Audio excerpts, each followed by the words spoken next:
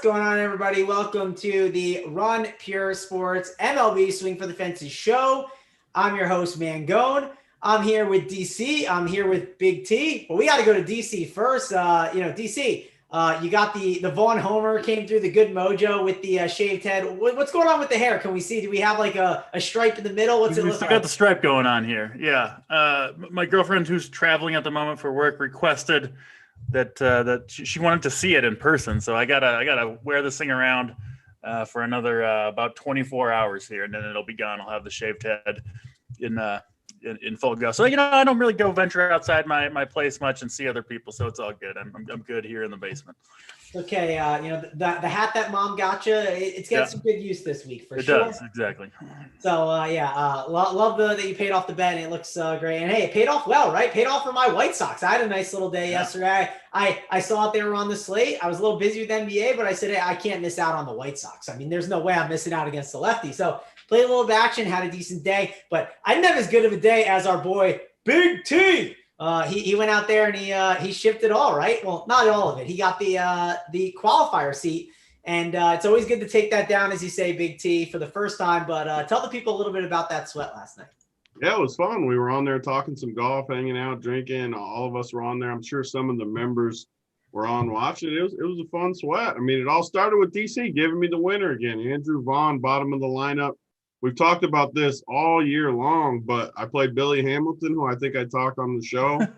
I said, Andrew Vaughn. I mean, I wasn't on the baseball, but the up to lock, we talked a little about this. I knew DC loved Andrew Vaughn, who was hitting, seventh or sixth, seventh, eighth, wherever down there. Billy Hamilton was like min price on both sites. I even said it. I was like, the dude can't hit. He's terrible. Everyone knows this. But if the guy gets on base, he steals bases. He has these random games where he pops off, and that was last night. We got the Vaughn bomb from DC. We got Billy B. Ham, went for like 30-something. And obviously both pitchers, I mean, Garrett Cole for 40, Woody for 35 or whatever he got. And it just came together. It was fun to get that seat nice and early in the qualifier season and keep this baseball momentum going. I mean, we've been doing good. DC nailing these pitchers, now some hitters too. You love it. We got to keep it going tonight. Yeah, actually, Tony, let me ask you a question, because I played the early slate today, right? And we talked about this on the show we did last night. We did a golf show for the premium members, and I think it's like good strategy conversation, right? You always said like having like those like low-owned guys at the bottom of the lineup are always what get it done. And I even noticed last night with my team, like I had a team on FanDuel I was kind of boxed out of some things because some of my lower-owned guys didn't get it done, but I was boxed out because some of the White Sox stacks I just didn't have enough to get it home. And I think that was because I made that a little too chalky, I would say, on FanDuel specifically.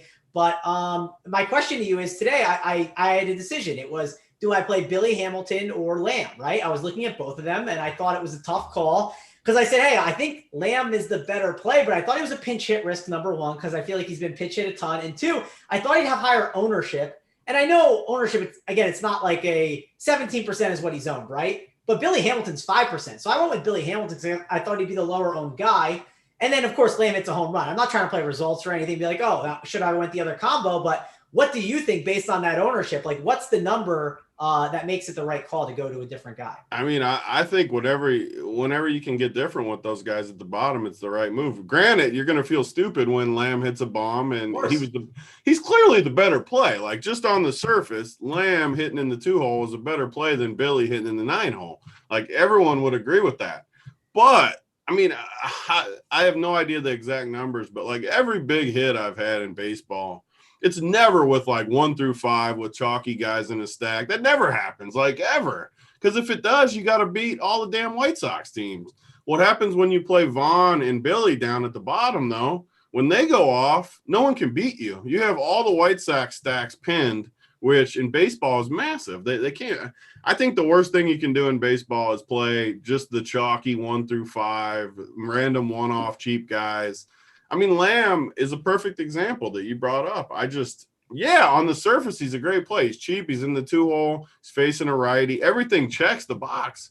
But I don't know. It just depends on what you want. You can play Lamb on a team where you're super low owned in other spots, though. And, I wasn't. That was the problem. I had Burns and I had Flaherty, right? And they were 68%. And don't play all chalk. Exactly. So that's why I kind of did it. So I don't know, DC, what do you think? Because again, like we talked about it a little bit last night, and it was obviously noticeable. Like if you look at Big T's team, and you can look every night at the top of the leaderboard and kind of look at roster construction and study lineups. I think that's super important. What do you kind of think about that?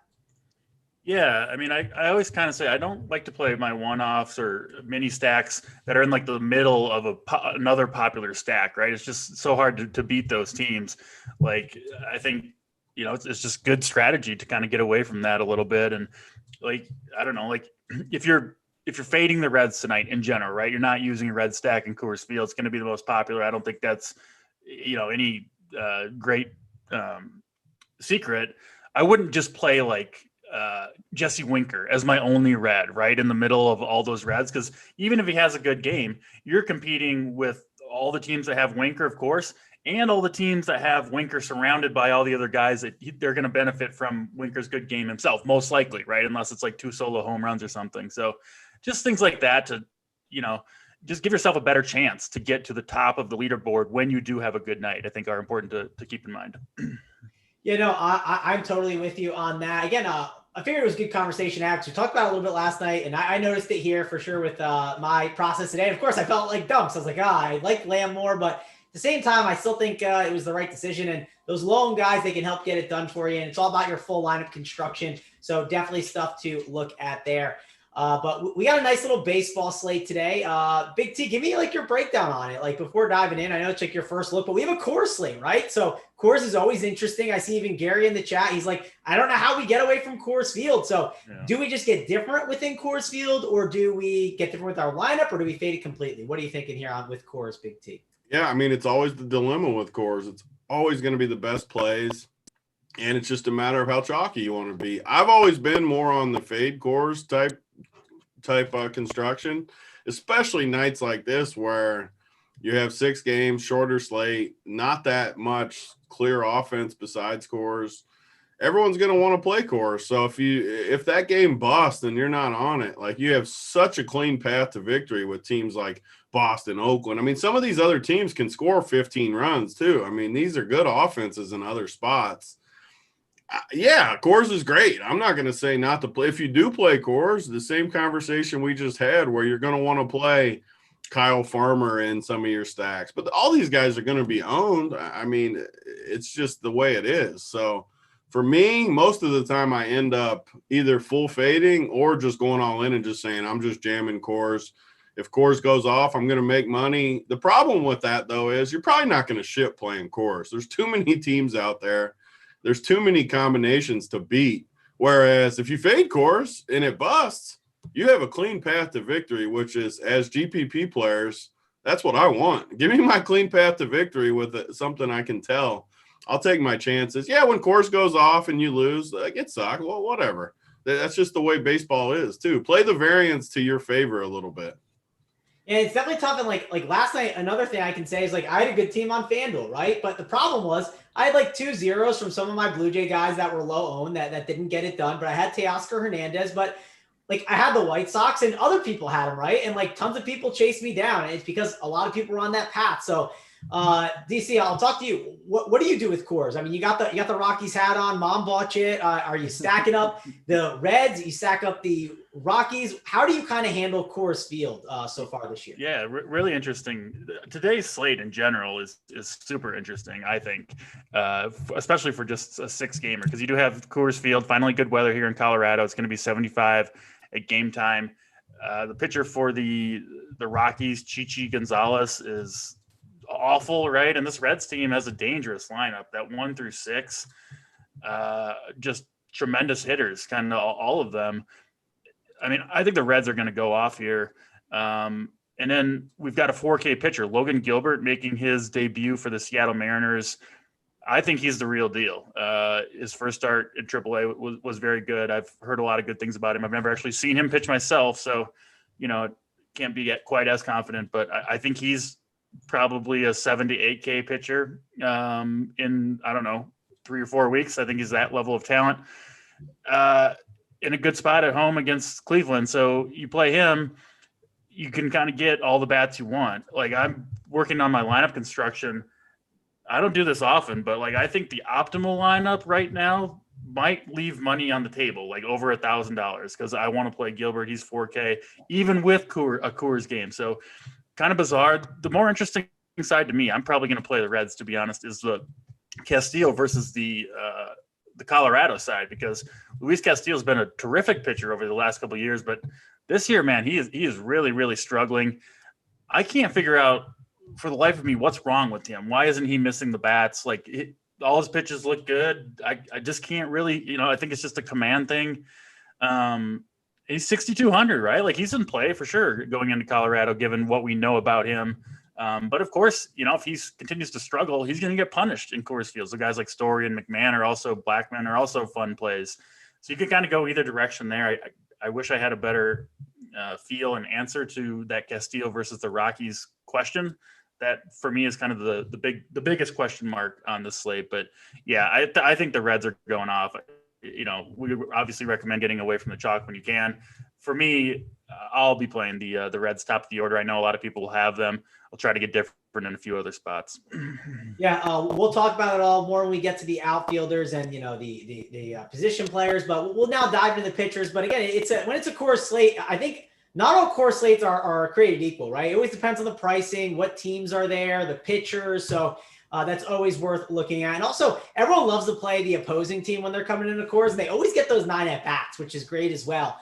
Sometimes I think it gets overlooked that, hey, that extra bit of at-bats can kind of get you home at the end of the game. So that's obviously big for some of those road teams coming into Coors Field. But let's talk about the pitching. And I will say, when I play Coors slates, I like there to be a lot of top-end arms, because then it kind of prices you out of being able to do the top-end arms with the Coors bats. But there's not a lot of top-end arms that absolutely love it, feels like, on this slate. And I'll go back to you, DC, since you're all about the pitching. Feel like you have a good grasp on how things are going with pitching in the league.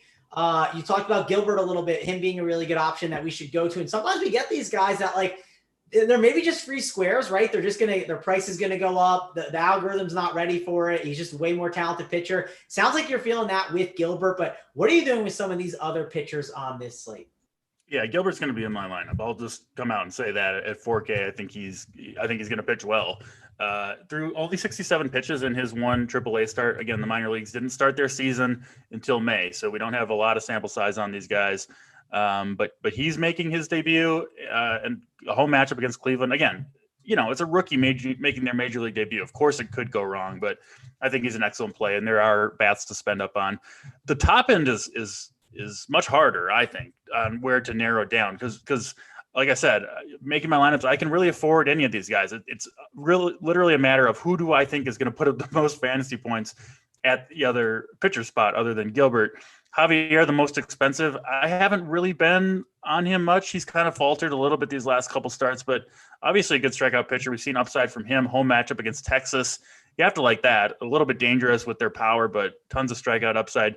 Trevor Rogers has been tremendous for us going into Arizona, but roof's going to be open, going to be 90 degrees throughout that game. That's a little scary. Arizona's been tremendous against lefties. Zach Plesac has really turned it on. He got off to a slow start, but he was fantastic in 2020. And then he fixed something basically after his start on April 20th, changed the spot on the rubber, changed his mechanics a little bit. The velocity's been back up, and he's pitched well 3 times in a row. He's a fun play against Seattle. And then the other guy that I'm looking at is Jameson Taillon, who he's turning it on as well. He's pitched well these last couple times. The metrics look good to me. I know the numbers lagging a little bit behind, but a good matchup against Tampa Bay, right? I mean, we saw Garrett Cole just mow through that lineup. Not comparing Taillon to Cole, but Taillon in and of himself, I think is a pretty damn good pitcher. So I kind of like all those guys. If I needed the savings, I would play Taillon. Don't necessarily need it. So I'm kind of debating, do I want to go up to Plesac, Rogers, or Javier? It's a tough call. I'm interested to hear what you guys have to say about it. Yeah, I don't love a lot of the guys at the top, but I understand it. I'm sure Big T, he might be targeting Texas. He loves to target Texas, but Javier is up at the top. But again, I think a lot of people are going to play a lot of these guys at the top. And I feel like if I play the Reds, which I want to do. Who knows if I'll stay there. After doing the show, I might have a different opinion. But for tournaments, I kind of like maybe trying to get different at my pitcher position, right? I think that's like a smart way to go if you are going to stack up cores, which I'm currently looking at possibly doing that. Big T, we'll go to you. I talked to you about Javier and the Rangers. You like to attack the Rangers, it seems like. Is Javier the guy to do that with here at the top? Yeah, I mainly like to do it with lefties, with lefties against Texas, though. I don't like Javier as much. Funny thing is, that's when you know it's my lucky day because DC's talking up my 4K guy. I've been waiting for this day all season long when we can play a 4K This is it. guy. This is your 4K guy today. The head shave yesterday got the momentum ready to roll here. Yeah. And the best part is, too, I love playing two pitchers in the same game. People have known how much I like to do that. And I think Plesac is clearly the next best. I mean, not by next best, I mean point per dollar. But I think he's clearly the best play for me. I like Trevor Rogers too, but I don't like it near as much as I like Plesac. I'm not going to play Javier. Pitcher looks, relatively easy for me tonight. I'm not going to play Castillo at Coors. Not going to play Rich Hill versus the Yankees. I'm not going to play Richards. A lot of these guys you can't play. Folty, really, it gets narrowed down to three guys, right? I'm looking at it. Yeah, three guys, because I'm not going to play Tyon either against Tampa. So literally, it's just Plesac, Rogers, and then Gilbert in the bottom range. And I kind of think Gilbert could be the second leading scoring pitcher tonight, which is crazy because I don't think he goes like some crazy long. Like, how many pitches do we think he can go? I think about 80. Which is perfect. Yeah. So get us like 17 points or something and move on. But I think these two are clearly my two favorites. And then Trevor Rogers close behind Plesac, where I'll more than likely play one of the guys up top with Logan Gilbert. Yeah, so I'm curious that I heard Big T basically say he's not interested in Rich Hill, which you've liked Rich Hill this year. And I know the Yankees are like a strong team, Tony, but listen, the Yankees are not in that park anymore. They're in Tampa. Like, I actually thought an interesting route that I might take in tournaments, and I didn't know much about this Gilbert guy until I got on here with DC. I figured I'd let him tell me all about it, and I'm pretty sold on him now. But I was considering the Tyon and Rich Hill route, put them in the same game together in that park, and it would be a route where I can then stack up Coors still. I think that's like not a bad double pitcher stack in the same game. Tony, what do you think of that idea? Because that's something I've been toying with a little bit here. I've played Rich Hill a bunch this year, and he's just not a fun roster. He gets wild. He doesn't go deep into games. I think last game he randomly gets pulled out at like 79 or something crazy. I'm just tired of rostering him. And against the Yankees, I know the park. I love playing pitchers in Tampa, obviously. But I'm just not going to pick on the Yankees with an inconsistent guy like Rich Hill. But you definitely could get upside if he finds it. He's always got that 10K upside somewhere in there. He can spring forward here and there. It's just I'm not going to go there tonight. Yeah, and so Gary's in the chat. He goes, Yankees are going to smoke him. Yeah, Gary, of course. Every day, if you just do a show every day that Rich Hill's against the Yankees, you're going to say that. But we're trying to ship here, right? You can't just play all the chalk. It's tough. You're not going to win with just all 20% guys. But if you get Rich Hill at his best with the Yankees at their worst, and one reason why attacking the Yankees works in tournaments sometimes is because they have a high strikeout rate. So sometimes you have to look to do it. It's not comfortable, and other people aren't going to go and do that. But if you get the highest ceiling and range of outcome from Rich Hill that you can get, it could be there. But yes, there are routes where it could go wrong with the pitch count and stuff like that. DC, I'll bring you in because I want to ask about that. And I'll say this, I like the Tyon route over Hill more. If you told me I could only take one pitcher in that game, Tyon was the guy I was going to look at because I feel like you can attack some of these Tampa Bay guys. So maybe I'll look at going with a Tyon and a Logan Gilbert route and seeing what happens. But I do like Plesac as well. I think in cash games, Plesac or Javier pairing up with Logan Gilbert. Plesac's going to get like 35 points tonight. Just play Plesac. Yeah, more than likely. But again, I can't play the red side, right? Which I was currently going to do. But maybe as we talk about this show, maybe I won't be on the Coors side as much because I just feel dumb playing. Tony, it's going to be all chalk. Plesac, Gilbert with reds. How are you going to – it's going to be chalk. Am I not wrong? It's definitely going to be chalk for sure. We got to find a way to somehow beat it. We got to find some sticks as we go along. Yeah, maybe we'll get there. But I might roll out some pure chalk tonight. I don't do it often, but it's hard not to on this slate. It is. I mean, you just look at it like every game. I mean, so just a quick look at all six. Like you just talked about the Yankees game, not much offense there. Two decent pitchers, decent bullpens. The Red Sox and A's, those two pitchers are somewhat decent, right? Like you could see that game low scoring. Really, the only side that sticks out is Houston. I mean, they definitely stick out, but we can get them in with the Reds if we need it.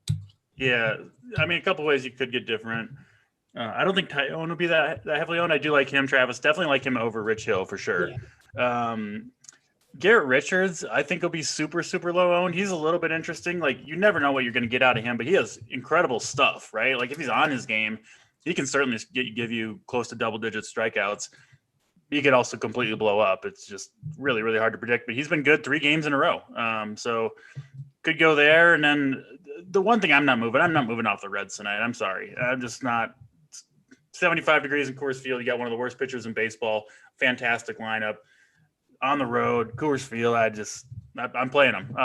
Maybe I'll try to get different somewhere else, but I don't know. In baseball, it's not like you're gonna have like a duplicate lineup very often, right? Tonight it could happen on a 6-game slate, but it's pretty rare to have that happen. I don't care about the duplicate lineup. I care more about just. I understand there's more to it than that, but like, yeah.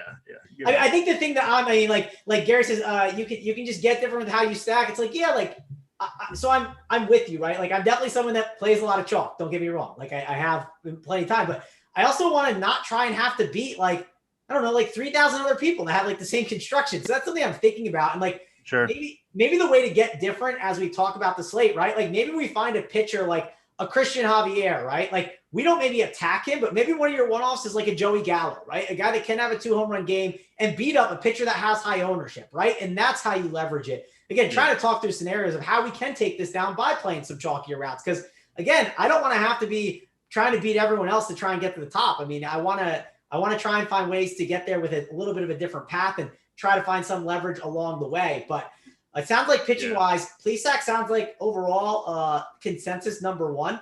Sounds like Gilbert's another guy that our group is higher on. Sounds like Tyon we like a little bit. And Trevor Rogers, Big T talked about a little bit there. He's going to have some ownership as well, DC. What do you think of Trevor Rogers in that game where the roof is going to be open? He's been faltering a little bit. I mean, he's still been solid, but the control is starting to wane a little bit. And then the fact he was supposed to start yesterday, they pushed him back a day, could mean nothing, but that along with a little bit of struggles recently just has me a little concerned, right? Is his arm a little bit fatigued? It's a concern for me. And then I think, I'm a little worried Trevor Rogers is just kind of a little bit on the decline at the moment. And I'm really certain Plesac is on the upswing. I think Plesac is really coming into form right now. So I think it's Plesac over Rogers. Do we know what ownership is going to look like tonight? Like, are other people on Logan Gilbert? I mean, I don't know. Yeah. I mean, I think he's going to be 40. I mean, just with Coors too on the slate, you got to I figured, but yeah, 50. You never know for sure. Yeah. Yeah, I assume he's going to have ownership for sure. I think a lot of people might play Javier. I don't know, maybe. I think so too, because you're going to have salary. If you play a 4K dude, I don't care if we do play the Reds. Like you're going to have salary left if you play a 4K dude for the most part. What do you guys think of the 10K? What do you guys think of the Rocky side against Castillo? Yeah, I don't mind it. I mean, people I feel like might still just think that, hey, like you can get away with like, Castillo will like figure it out. But it hasn't been great for Castillo. No, it hasn't. I don't mind mixing in some Rockies too. And like, maybe it's not like full on stacking the Reds and maybe mixing some like Rockies as the run back. I don't know. What do you think about Castillo here, Big T? I mean, we know he has strikeout upside. I know you have played him in the past a ton and I used to love Castillo, but it has not been a fun ride this year if you've been playing him. Yeah. I mean, until I see it from him, I'm just going to keep fading. I definitely can't give him a shot at Coors. I think we can go to the Rockies for sure against him. And they might be somewhat low owned besides just the full Coors stacks, the people that just jam Coors all the way around. I don't think there'll be that many Rockies stacks without any Reds with it. I'll say that much. Yeah, no, I think that makes total sense there. I think maybe the idea is to maybe get a little heavier on the Rocky side, right, with the Red side instead of just being full on Reds. But We'll have to see as we break it all down. Do you think it's one of those slates too, like where I know JSU shipped some stuff without stacking up, right? Maybe you don't have to do the full 5-man stack today, right? Because there's not a lot of offense. That could be a route to go as well, Tony. That's definitely a way we can get different tonight. The problem is when the Reds score 13, you're going to be drawn dead. Yeah. Fading the Reds is going to be fun for like 3 minutes of the Coors Field game. I'm not saying fade them. I'm saying like maybe you only go like 3 or 4 Reds and then you mix and match throughout with like some one-off home run bats, right? Like that might be the way. I mean, having less than 5 will definitely make you slightly different, and just hope you dodge the zeros from a couple of these guys aren't the best. I mean, you could easily get a 0 from a couple of them. Like that's what kills all the stacks too. Like say Winker goes hitless tonight, it kills a ton of stacks with that 0 in there. Yeah. So like sometimes the way I do it is I look at like the second base position, and like if I have a guy that's in there at the current time, I'll be like, I have him because he's part of the stack, but is there like some other guy that's just like way better than that I can find that as a one-off that's like a super strong play and there's some opportunity there for him. So that's some stuff that I've been looking at and I'm trying to figure out baseball and get a little better at it. I think I'm making my way there, and hopefully want to have a big takedown. Hopefully I want to get a live final seat like Big T over there. So that's the goal and that's the plan. But let's wrap up the pitching here. DC, give me your final thoughts on the pitchers, your like top 3 or 4 guys. Yeah, Gilbert at 4K, first guy in my lineup tonight. SP2, well, I mean, he's obviously the SP2 because he's lower salary, but kind of my SP1. He's the guy that I'm most convinced I'm going to play. Beyond that, I think you could go a number of different directions. I'm kind of talking myself in and with you guys as well into Zach Plesac being the second guy there in the same game. I think he's going to pitch really well. But I do think you could play Javier, Rogers, and Tyone, and then maybe if you want to get really different, Garrett Richards as well. So it's, there's a few different ways you can go, but most likely my main lineup going to be Gilbert and Plesac.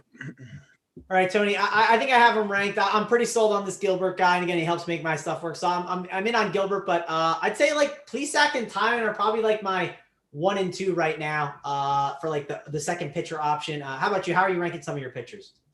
Yeah, for me, it's Plesac 1, Logan Gilbert 2, and then Rogers 3. Those are the only 3 I'm playing. And I mean, I like Logan Gilbert too, but if I could choose, I mean, if my salary works where I love my team, I'd probably still play the upper guys over him, but that could get you different too. I mean, that's one way. All of a sudden you play the team with Plesac and Rogers or something, and then change nothing, just pivot from Rogers to Gilbert or something, leave the 4K difference or whatever it is, 5K difference, and hope he outscores Rogers or something. You're going to have a unique team that could crush, because I think his projection is similar to these top guys tonight. So it could easily happen where he's the second leading scorer. For sure. Let's dive in now. Let's talk about some of the hitting options, and we'll head on over to the catcher position. And catcher is definitely a spot that I typically don't love the roster. I kind of fill it out within my stack. So I'm curious to see what you guys are thinking here. DC at the top of the catcher position. We got, Gary Sanchez against the lefty. You can always like him. I like Dom Nunez a little bit. I think he's a guy that people just won't plug into their lineup and could get you some lower ownership on those Rocky stacks a year or so. What are you doing here with the catcher position? Yeah, both Coors catchers. Barnhart, we already know, is in there. I don't think we have a Rockies lineup yet, but I'm pretty sure it'll be Dom Nunez, who's been pretty damn good this year, especially in Coors Field. So I do like him swinging lefty off of Castillo. I would just project Barnhart over him in general, and Nunez is more expensive. I assume that'll be kind of a, I don't think that's a super hot take or anything like that. So I think you'll see Barnhart probably a lot more owned than Nunez. Maybe you can get a little different that way. At the top, though, Carson Kelly looks pretty good to me, too. Just crushes lefties. He's been on fire all season long. We were on him again yesterday, 16 fantasy points. And Rogers, a good pitcher for sure, but he's a guy that challenges hitters a lot with his fastball. It's a good fastball, but, Carson Kelly's got the power and the bat speed to square that one up.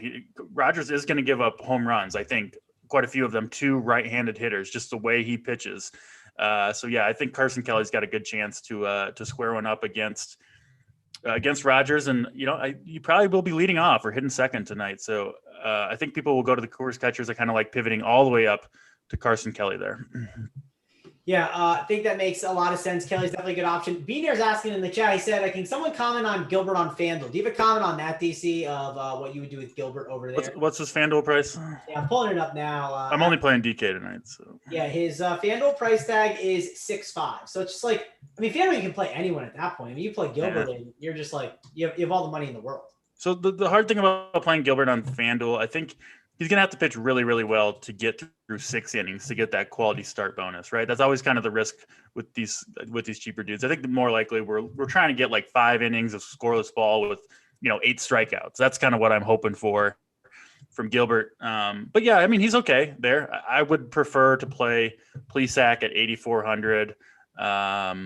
Maybe Javier, maybe Tyone, but yeah, you could play him there. Obviously, just a better play on DraftKings though. Tony, any take on that for FanDuel with the cheaper pitchers? I don't know if you mess with cheap pitchers too much on FanDuel, so you got to take on that. Let me know. Yeah, I mean, you're going to need him to outscore most of these other pitchers to make it worth it because, I mean, FanDuel is not like DK. You can always play whoever you want. I mean, even like days like yesterday where Garrett Cole's over 12K, I still just jam him in there, and it's easy to get bats. I mean, you only have to play one punt guy, and you can get anything you want. And same thing tonight. If you think he can outscore, which I do, I just said it on DK, I think he could be the second leading scorer. I mean, I don't know. Like the problem, the main issue is Plesac's only 8,200 or something, 8,400, yeah.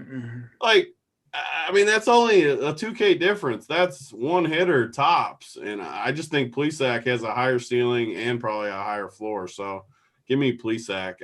I don't hate Gilbert, though. Like, you could maybe roll the dice on him.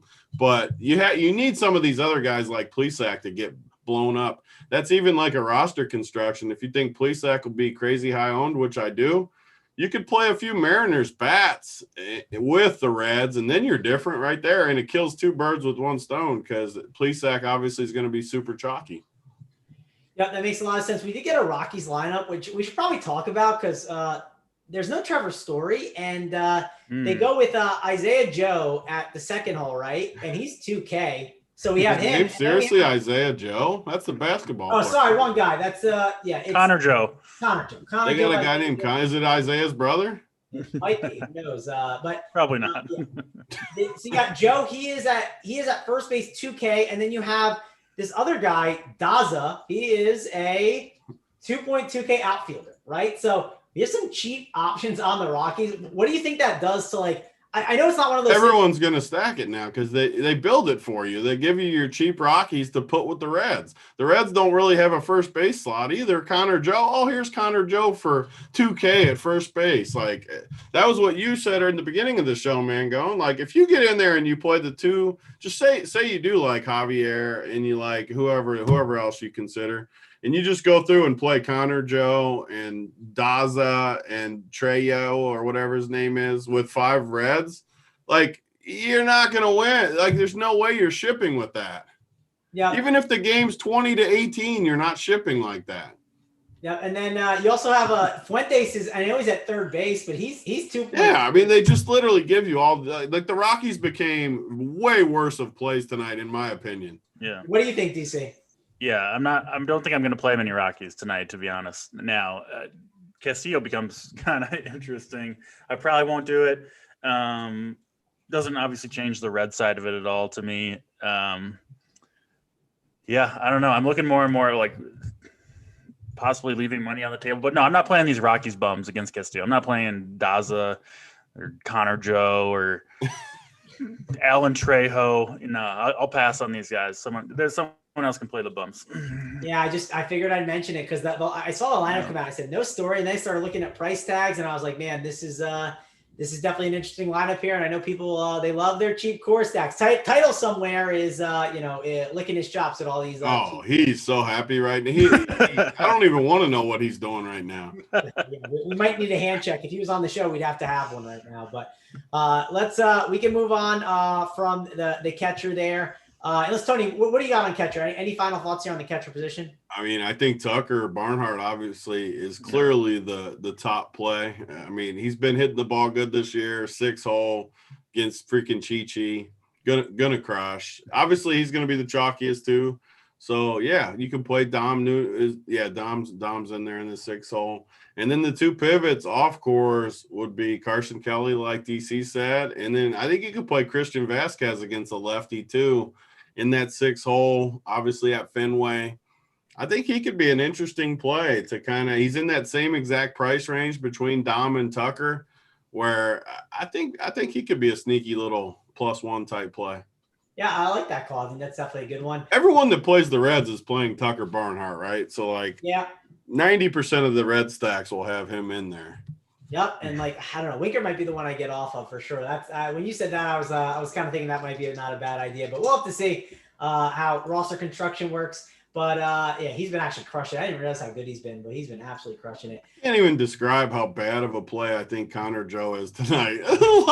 Everybody is going to play this dude at 2K. Anybody else at first base is just massive leverage. All right, well, let's move on there. Let's go and talk about the first base position. And first base, if you look, we got Matt Olson there against Garrett Richards, who could be an interesting option. You got Mike Moustakas with that eligibility for first base, which I thought about plugging him in over there at that spot. I don't know if that's going to be unique or not. But DC, are you jamming a red in at the first base position? Yeah, I mean, I think Moustakas is kind of clearly the top option. We're not playing Connor Joe on this site. We'll leave Connor Joe to our friend Titletown. We'll be in Titletown's lineup. We know that much. He can have him. I'll take Mike Moustakas, who I think is just a much better play. Obviously, there are other ways to get different too. Jesus Aguilar has been killing it. He gets a good matchup against Merrill Kelly. I mean, Arizona. We're talking Coors Field, I understand, but Arizona's going to be playing a 90-degree heat with the roof open too. So you can look out there to Miami or Arizona. I think those guys are going to be way too low owned for the upside they bring to the table. Luke Voigt is back. He's interesting a little bit against Rich Hill if you want to get a little different. But yeah, I mean, the guy that I want is Moustakas there, I think, because first base doesn't look that strong to me overall. So I think plugging in Moustakas, and especially now that a bunch of people are going to play Connor Joe, I feel even better about playing Moustakas there. All right, Big T, how about you? I know we're not playing some Connor Joe, but what are we doing at the first base position? Yeah, I love these shorter slates because you can really see where people are going to go. I mean, Connor Joe at 2K. I mean, the dude is good. Every chalky person, everyone has that chalky friend like we got Titletown. I mean, Titletown, it may take him a half hour to recover from how excited he is getting a 2K guy in the 2-hole at Coors. But I mean, I love it too. I love plays like this because you know what? I'm never freaking, unless I had the only way I'd play him is if I had no Reds. Say you want to stack all Houston's good guys and you're fading the Reds, then you could play a guy like Connor Joe, I think, as long as it's not just with all Reds. If you play him on a Reds team, I think you're really, really bad at what you do. So not him. The pivot to him is Chavis in the 1-hole for Boston, but I think these Boston guys are going to be who a lot of people pair with the Reds right out of the gate. You got some cheap tags that kind of mix well with some of these Reds guys. So I think that'll be popular too. I mean, Chavis is definitely going to be the second highest owned. Moustakas is going to be high just because we can play him at 2 spots. Obviously, he's for the Reds right in the middle of the lineup, which means the low owned guy maybe is Matt Olson. I don't think he's going to get crazy ownership with some of these other plays. And he just hit a bomb last night, I believe. And definitely a good play against a guy like Richards. And then you got a little bit of a guy that no one's going to play, a little bit of revenge. Mitch Moreland was in Boston forever, now in Oakland, obviously. 3,400 in the 2-hole. No one is going to play this guy. You want to talk about a great tournament play. I think Mitch Moreland in the 2-hole in Boston, where he played however many years. Sign me up for some Mitch Moreland tonight, I think. Yeah, DC, I'm just happy I wasn't called the chalk friend anymore. I guess the title's You've been talking through all these tournament plays. You're no longer in the title bracket.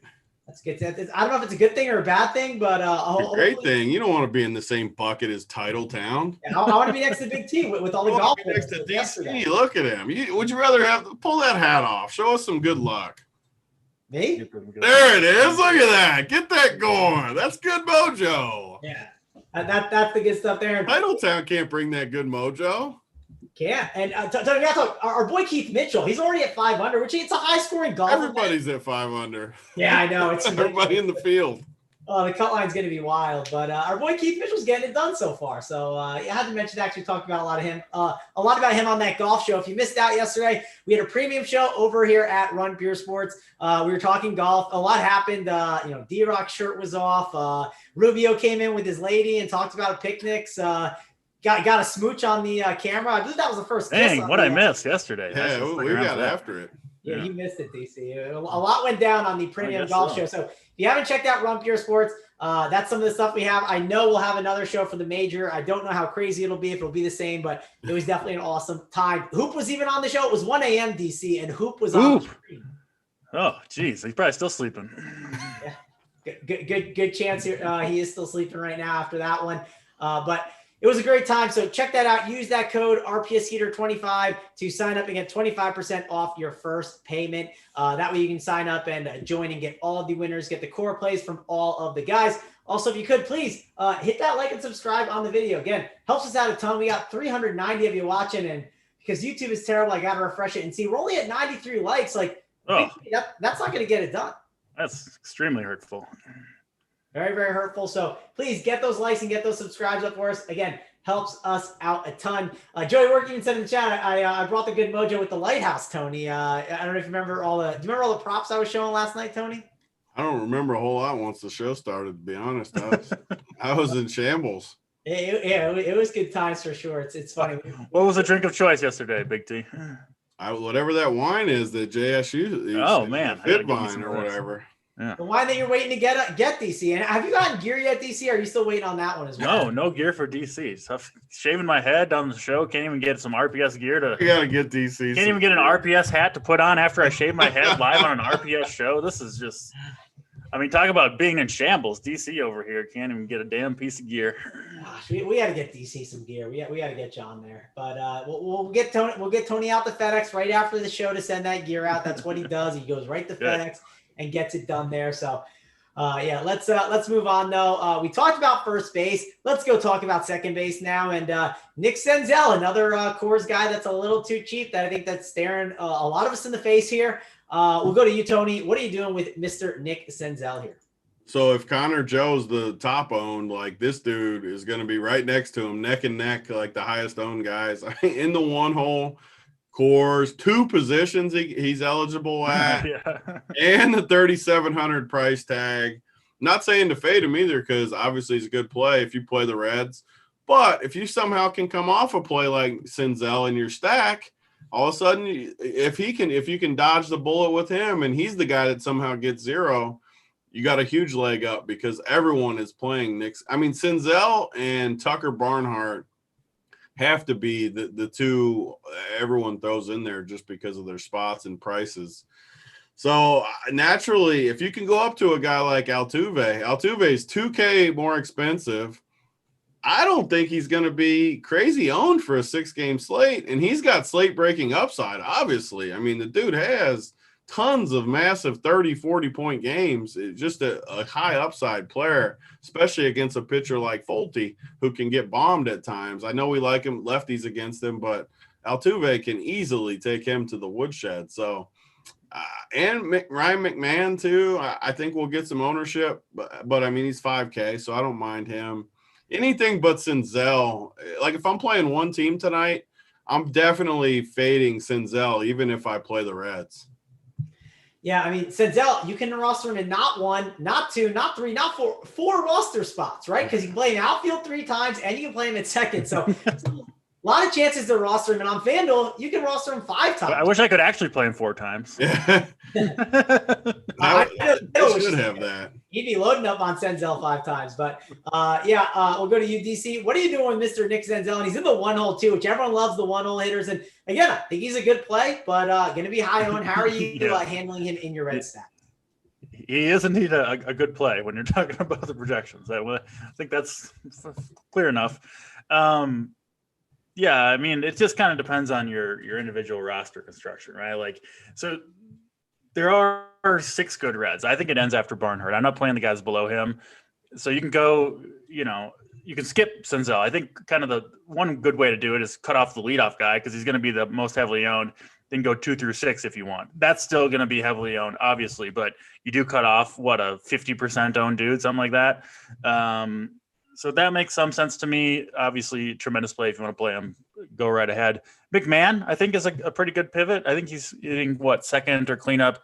He's been good this year, especially at home. Yeah, cleanup for the Rockies tonight. Gets the platoon advantage against Castillo.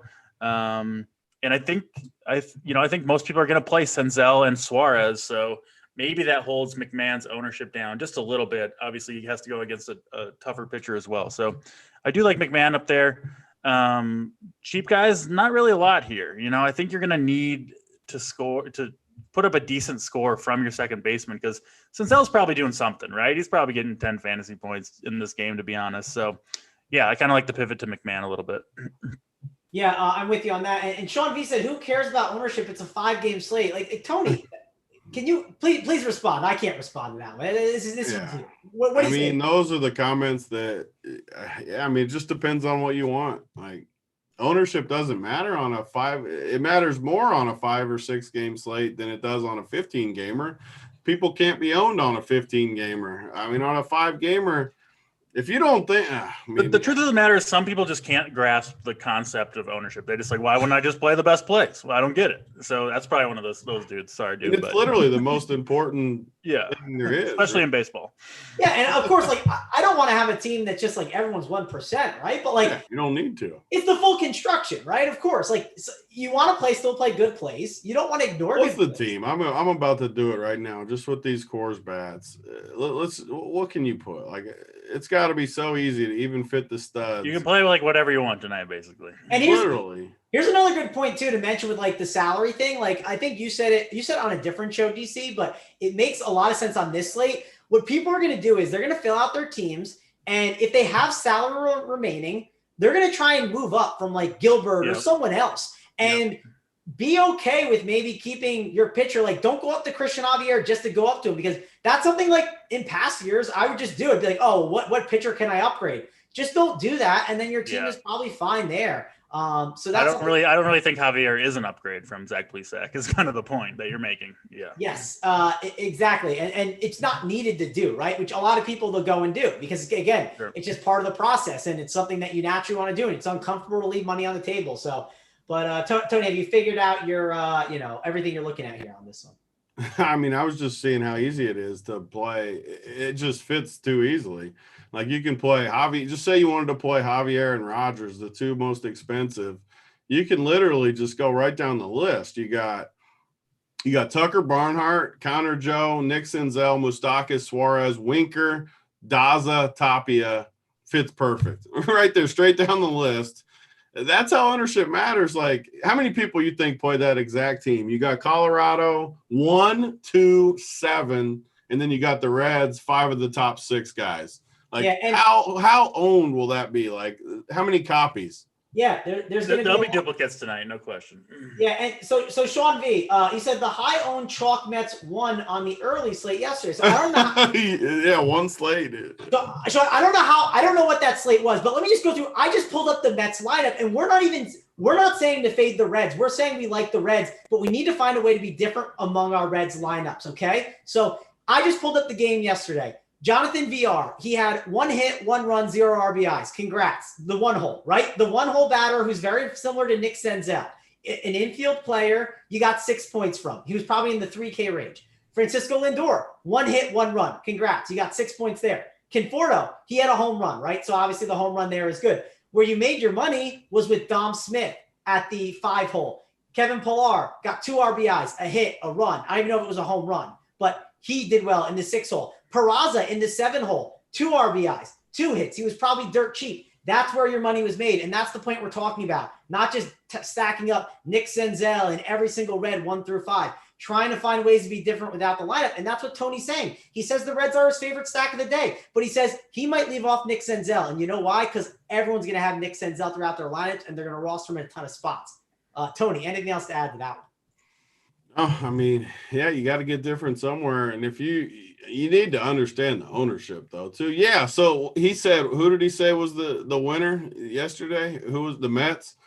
Yeah, so the Reds could be the winner tonight, but that doesn't change anything. Like, that doesn't mean you have the winning combo just by playing them. Ownership definitely matters for sure. Yeah, and Sean, you're saying I get that. I'm saying a lot of hate on Senzel because of ownership. Sean, you can play Senzel, but be different in another spot. That's all we're saying. Like, that's the point I'm trying to hammer home on these kind of slates. And I'm not trying to get on you too much, but I'm just trying to make you understand that you just can't play 1 through 5. That's all. And that's why we're talking about that. We're talking about the process of how to get it done. Great cash game play, someone you got to be looking at. DC, any final thoughts on second, or you want to move on to the shortstop position? Yeah, I think we can move on. All right, so shortstop. We got, obviously, we had Trevor Story on the slate. We don't have many more. So I'm curious if people maybe pivot to some of the Red Sox guys that Big T was talking about, right? Bogarts against the lefty. I know Big T was talking maybe some of these Red Sox to get some ownership. And shortstop is typically a spot you want to spend up on because there's some good batters. DC, I'll go to you because you like talking about these shortstops, the ones to spend on. And there's not a lot to spend on today. I mean, maybe you can spend on a 4.6K Miguel Rojas in that stadium against a Merrill Kelly, but I don't know what to do with shortstop here. It's a bit of a rough position besides Suarez at the top. Yeah, Suarez at the top, can play him at third base or shortstop. So, like, not only are these Reds the best plays, but they're all like multi-position eligible too, which is only going to increase their ownership.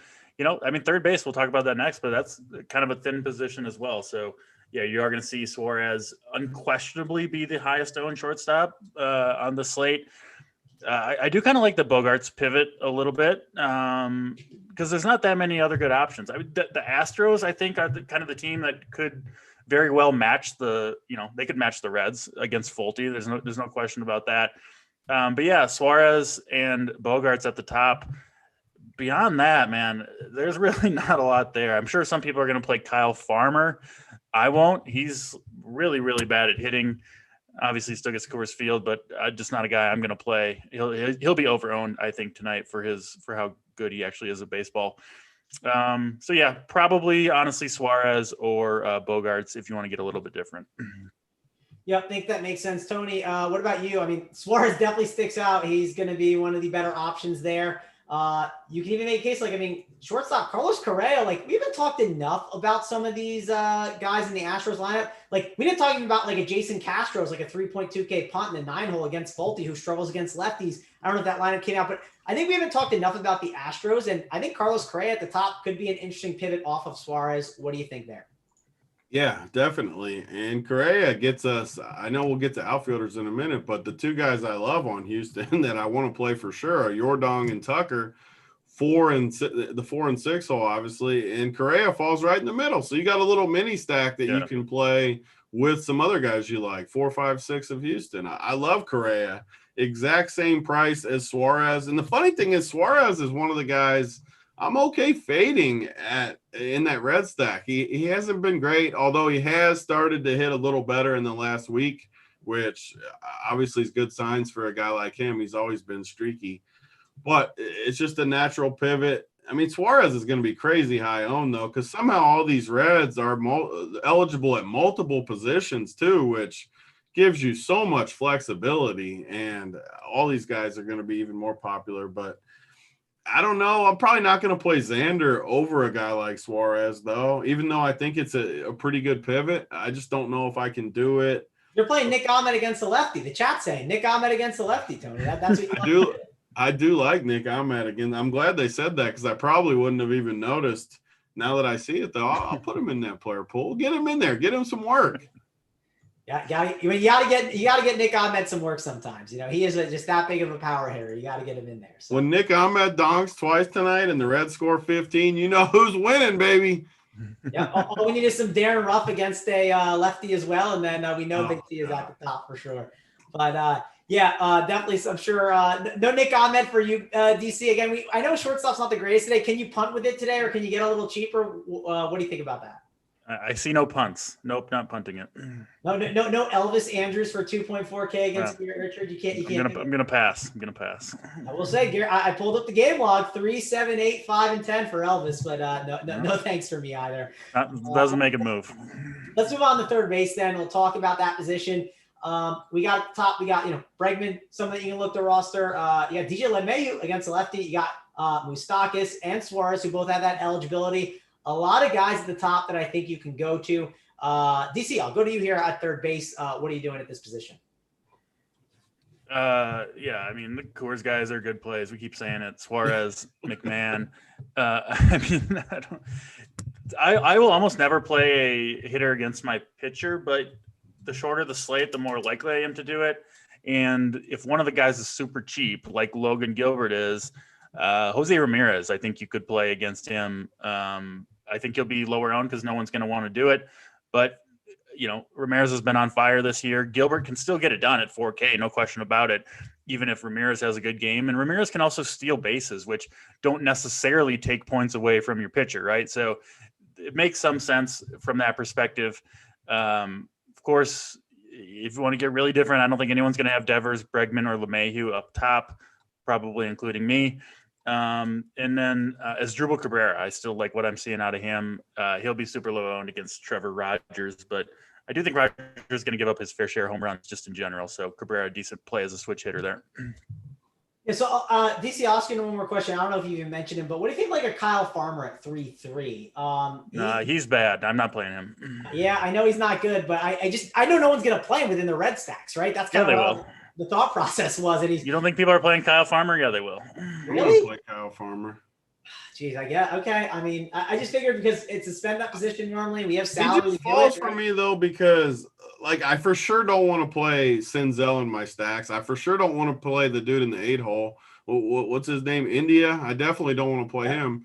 So that only leaves me with two. And you don't want to play Barnhart, you said, right? Well, I'm more willing to play Barnhart than I am like Senzel because I'm already fading Senzel and Connor Joe for the most part.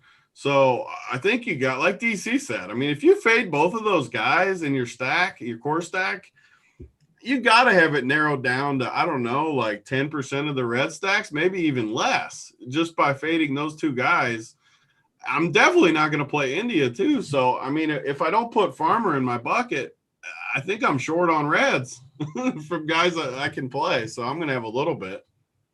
Yeah, that's how I felt when building out my lineup. So I'm trying to tinker with it a little bit while we're talking and everything, and trying to find the right bet route. But there's sometimes guys I want to fade too many of, and then I'm like running out of red. So kind of have to open up the pool a little bit more. But yeah, I think overall, shortstop, third base, both really strong positions to spend up. There's five dudes in the Coors game eligible at third. Like 5 different guys in the same freaking Coors game. Are there really? Wow. That means, I mean, Bregman and Jose Ramirez, like DC said, if there's 5 Coors dudes eligible at this spot, you know for a fact Jose Ramirez and even Bregman are gonna be lower owned than they ever should be. No one's playing Jose Ramirez, like DC said. Literally no one. If you play Gilbert, I love that move. I freaking love it because that's the perfect example of a spot, just like DC said, where he hits the bomb, or maybe he just takes a walk and steals 2 bases. There's so many outcomes. All he's got to do is be the leading scorer at third base, and you beat all those other red stacks. Yeah, obviously he hits a solo bomb. Gilbert can still get there. And then, we don't really expect Gilbert to go super deep into this game, right? We're hoping for 5 innings. Half of Ramirez's bats are going to come against somebody else. So it's totally fine. Yeah, it doesn't. I'm pulling it up now. Seattle's bullpen's not good, right? They're either really good or really bad. They've been good, but I don't really trust that they're going to be good going forward. Okay, yeah, because I'm trying to remember. It was one way or the other last time I looked. But I see what you're saying. They've been good, but I don't trust it completely. Yeah, that makes sense. Definitely a good route to go at third base. If you just don't play someone in the Coors game, that's going to help you out. And hey, that means Moustakas probably going to be more owned at first base for sure because of that alone. So hey, maybe if you throw Moustakas at third base, that's another way maybe that could be a little bit different with it. But that'll wrap that up. Let's go to the outfield and let's talk about those guys there. Big T, I'll go to you first. Your boy Nick Blastolanos, he's up there at the top. You got Jesse Winker, and you got your Astros you were mentioning. It sounded like I think it's Yordan Alvarez, and I think it's Kyle Tucker over Brantley. What do you say though, Big T, in the outfield? Yeah, I mean, counting Coors, even my 2 favorite outfielders by a mile are Tucker and Yordan. I just think they are incredible plays. I like Fulte, but he's always got killed by lefties. Yeah. And both these guys are hot. So they check all the boxes. They got the splits for big platoon, which makes them happy. They got the history where lefty, I mean, now I'm saying the same freaking thing because I'm thinking about the big platoon. but they just check all the boxes for me. And it kind of gets you different with the Reds, right? If I want to play those two, you look, I mean, Senzel, Winker, Castellanos, 1, 2, 3 for the Reds. If I play these two Astros with one of those guys, not many people are going to play two Astros outfielders instead of these Reds and Red stacks. So I don't know. They're my two favorite plays. I really don't think I'm going to go anywhere besides Houston or Cincinnati for my outfielders. Tons of people are going to play these Rockies guys. Daza 2,200. We didn't talk about him at second and short, but I think that guy from the Rockies should get some ownership too. And I don't know. I mean, everyone's going to play Daza for 2,200, even though he's in the 7 hole, just because it helps your roster come together. All right, DC, how about you? Outfield, a lot of guys to like here. Give me some of your favorites here. Yeah, I mean, obviously the Reds guys, Winker, Castellanos, I think are tremendous plays. I'm with Big T. You won't find the Rockies, for sure the scrubs. I'm willing to play a Blackman or a Tapia, but not the bad guys at the bottom of the lineup. And then Tucker and Alvarez, I mean, you know, I've been on Jordan all season. He's just been tremendous. He's heating up even more now. Same with Tucker. Tucker was just tremendously unlucky early on, but, you know, it's coming to fruition. You keep hitting the ball hard, good things are going to happen. And Fulte, you know, he's like 2-pitch guy mostly. He's fastball slider. He's not getting chases from those guys. You know, you throw in, you know, 94 mile per hour fastball down the middle against Tucker or Alvarez, it's probably going over the fence tonight. That's just the fact of the matter is these guys are locked in. So I love both Tucker and Alvarez. They're great pivots off of some of the chalk. And then the guy that I really want to play, but I don't really need the savings is Jarred Kelenic for Seattle, making his MLB debut today. So they called up their number 1 pitching prospect, their number 1 hitting prospect. So exciting time, exciting game in Seattle. Kelenic, number 3 or maybe number 2 overall prospect in baseball, just behind the Rays' Wander Franco. He had a couple, he was like hitting 500, couple home runs, steals bases, stone minimum. And, you know, everyone's playing Plesac, we think. So that's going to hold Kelenic's ownership down even more. Obviously, the later that we get toward lock and they don't have a lineup out yet, the better. I imagine he'll be hitting 4th or 5th tonight. Probably he's that level of player right up from the gate. So if you need a punt, Jarred Kelenic, a much better play than any of the scrub Rockies outfielders. All right, if you guys could please hit that like, hit that subscribe. It helps us out a ton. We got coming up next, we have the NBA Hardwood Show. So be sure to check that out. Don't miss out on that show. But get those likes up because I don't want to hold those plays of the day. Tony, what did you think of the guy that DC mentioned in the outfield there? Are there any big platoon outfielders for like 2K that we're looking at here? Yeah, I mean, I was trying to find it. I mean, if he's in the 1 hole or something, I could definitely go there. Where do we think he's going to hit, DC? Somewhere he could hit anywhere. He's power speed guy. I mean, he's going to be like a 30-30 type guy. That's the kind of player he is. He's going to be just a total stud. You know, maybe not right away, but I think so. Probably right off the get-go. Yeah, I always like DC when he comes with these prospects like this because I obviously don't know who that guy is. Usually when I see names like that early in the year that I've never heard of, because I've obviously played DFS for a long time, I always just think they're a prospect and good plays. So when DC talks him up, makes a lot of sense, and especially against Plesac, exactly like he said. Even if I play Plesac, say you got Plesac with the Reds plus a couple Astros, and you only play this dude with it, I think you got great leverage going down the stretch because if he somehow goes off in that late game, you're going to pass all those other teams with the cheap, shitty Rockies guys at 2,200. The same. I'd rather play DC's boy than these Rockies guys for sure. I got a feeling Kelenic's going yard tonight in his first game in Seattle. He's just that type of player, just like total swag dude. Yeah. He's 2K. It's a great pivot off those Rockies guys. What is this guy's name again? Jarred Kelenic. All right, Eric. I'll have to find him. I definitely have to look more into him and maybe get him in my lineups. I will say we didn't talk a lot about Miami guys, which I thought some of these Miami guys could be intriguing today against Kelly, especially with that weather out there. And we have some decent outfielders, right? Like Adam Duvall. He's just a little pricey though. Like 4K is a lot for him, but he has been hitting it pretty well this year. And Corey Dickerson specifically on FanDuel at 2.5K, really good price tag on him against Kelly there. So don't hate that option. And I'll say one last guy that we on the Miami side that I think could be interesting. And he's got a little bit of a big bat. And if you want to get different at first base, Mr. Jesus Aguilar. We didn't talk about him too much, but I mean, Big T, you pull up that game log. I mean, in Arizona, Jesus, 16 fantasy points, 26, and then 21. What do you think of him against a guy like Kelly who struggles against righties? I've tried to make Miami happen all year, and they just don't happen for me. I mean, they just haven't quite broke things open yet. Just a one-off, though, right? Like a one-off game. I don't think you have to go full stack, but I think one-offs you can get it done today. I mean, they're probably going to go off because I was all over Miami last night. I like them a lot, and they just never really got it going. They got the early bomb, looked good, but they never got the offense going. I don't think I can go back to them. I'll let you get all the money for with them, man, going. We'll see if I do it, actually. It makes more sense. Probably should. They're good plays. Like, if they go off and the Reds bust, you're going to win. That's a perfect example of a team that could win all the money if that happens. DC, good or bad idea? Again, these are guys that might mix and match. I think more on FanDuel. I like their prices better over there. The Marlins? Yeah. Yeah, they're pretty good plays. Yeah, I don't mind it. They're not going to there's just too many good plays for me tonight that I can't get there because I love all the Reds.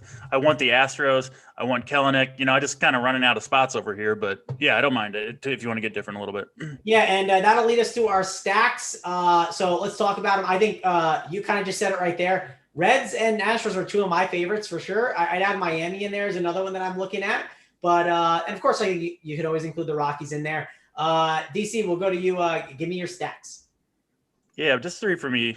Reds, the Astros, and then I'll throw in the actually not a stack. Yeah, mostly just Reds and Astros for me, honestly.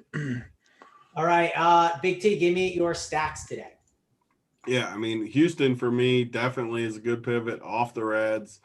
I like Houston. The more I look at how this slate sets up, the more I just want to fade the Reds, even though I think they're the best stack. I just think they're going to be crazy, crazy high owned tonight with these cheap Rockies guys. But I love Houston, too, against Fulte. We got a lot of upside in this spot for a pivot. But besides them, I mean, you got the bottom of the Boston lineup against Manaea. I don't hate that. The righties, I mean, 6, 7, 8 mainly, I guess. I'm not playing the dude in the 9 hole. I'm not really playing the dudes up top. But 6, 7, 8 for Boston, I think, is a sneaky stack. I'm not going to be that crazy tonight, though. Like, the only pivot really off the Reds for me would be Houston's good guys. I think they could break the slate, but even that's not going to be – that's everybody's pivot off Cincinnati. So I'm not doing anything crazy tonight. So you're telling me if I play Plesac, Gilbert, and the Reds and Astros, I won't be different, Big T? I mean, it's going to be – a good team. We've said this about the NBA slates where some of the studs are out and it's just easy to win money, but tough to win the overall. I think that's tonight. I think if you play these chalky guys we're talking about that are good plays from the Reds and Houston, I think you have a great chance to make money in cash. Probably a hard time to ship, though. I mean, there's just too many good teams going to come from it. So you take the good with the bad. Just jam them in there if you want and make some money. Or try to get crazy and go off the board and play Oakland or something and try to totally ship it. Yeah, DC, we got Joe Colgan in the chat. He said Big T ships more tournaments than he does RPS gear. Is that a fact? What do you think, DC? I mean, apparently he's shipping at least one tournament. So yeah, one tournament shipped last night. Zero pieces of gear. Oh, man, pretty good. And then Kevin says, nothing wrong with the little min cash. Yeah, I mean, the min cash is fun, of course, but it's not as guaranteed, I'll say that. Like, those 3K basketball players, they're going to get it done. So it's a little different, but agreed. And there's a lot of opportunity, though, if you do fade it. But I'm trying to figure out the best way to mix and match throughout my lineups. But we got to get on now to the plays of the day. DC, we'll go to you first. Give me your play of the day. We'll say no Coors for this game. I think that's fair. Pitchers, I'm going with Logan Gilbert out in Seattle. Talked a lot about him, and I'm going to stay out there. I'm going to stay out in Seattle and go with Jared Kelenic, the two rookies making their debut for the Mariners. I think they both have strong games, and Kelenic does some damage in his debut. All right, I will give my play of the day, and I like what we talked about before. I mean, I think you guys brought up good points about the third base position, and I get it. This guy probably will still have some ownership at third, but I'm going with Mr. Alex Bregman. I think he's a pretty good option there, and a lot of Reds will be rostered there, but I'm going to go with Bregman as my third baseman. Guy, I think that can be a nice little difference maker for you in tournaments. Big T, we'll go over to you. We know you're shipping everything out to FedEx. You're shipping all the GPPs, and me and DC just want a part of it. I want to win a GPP tonight. DC wants to get some gear. We're peeping through the window. We want the workbench play.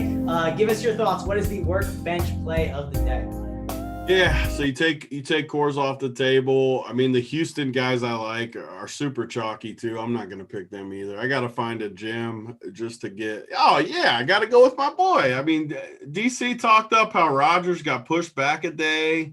Maybe something. It could be just a hair off. Yeah. He was awesome to start the year, but I like what DC said there. And I get my splits matchup outdoor, big platoon. Nick Ahmed for 3K, baby. Got to be the play tonight outside of Coors. All right, there we go. Big Platoon has entered the chat. He's in there hitting it with Nick Ahmed against the lefty. Definitely a low-owned play today for sure as the workbench play. Steve in the chat, he's going crazy. But, Steve, don't worry. You can have Ty France as your play of the day. I don't even know if he's even playing today or if he's hurt or whatnot. But we are not talking too much about Ty France on this show. And we're not talking too much more because Ty France about to get his ass bumped out of that lineup, baby, with DC's boy coming in. You love to see it. But we got to get on out of here, guys. We got the NBA Hardwood Show coming up next. Be sure to check that out. And then check out JSU on the Final Countdown Show with Holden. That is a premium show that we have over here at Run Pure Sports. 25% off. Use that code RPSHeater25 to check that out. And Big T, we just got the lineup out, and you're in luck. We got Smith. We got Kelly in the 2-hole, like DC said. We got Cabrera.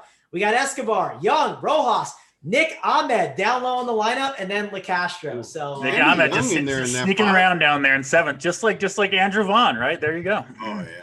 And Andy Young hits bombs in the 5-hole. You could pair them two up right there. Andy Young, didn't he hit a bomb yesterday, right? I never even heard of this dude.